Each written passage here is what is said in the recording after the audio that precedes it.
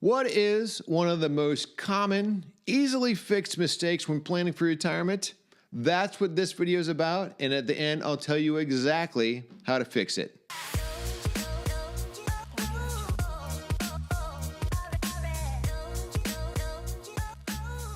Hi, I'm Dan Lomar, CFP professional and a registered life planner with United Wealth Management, where we specialize in PRAT management and financial life planning for pilots at United Airlines.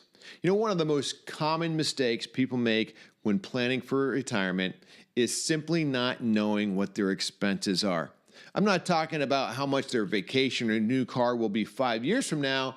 I'm talking about basic living expenses, food, shelter, and clothing. Now, many experts suggest a person needs 80 to 90% of their pre-retirement income in retirement, but this is a rule of thumb and it could be way too high or way too low for you, especially for airline pilots. We as airline pilots had our wages substantially suppressed for about 10 years. During that time, most pilots adjusted living expenses accordingly. And now that wages have come up in recent years, yet still feeling the repercussions of cutbacks, I see many senior pilots saving far more than they're spending. This is a good reason why the 80 to 90% rule of thumb may not apply. How much a person needs comes down to a case-by-case basis.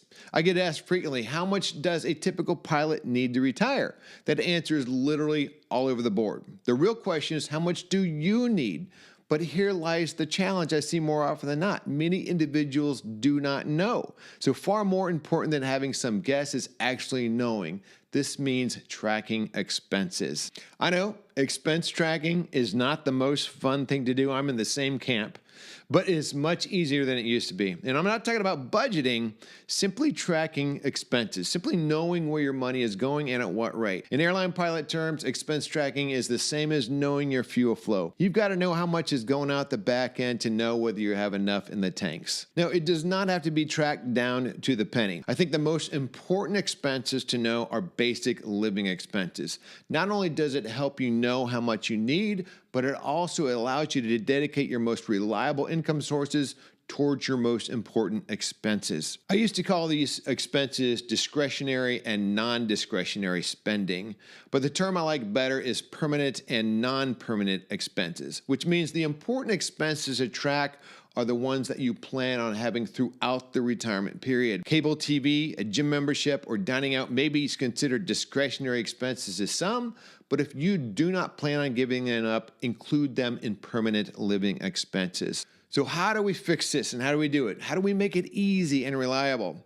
At United Wealth Management, we provide all of our clients with a personal financial website.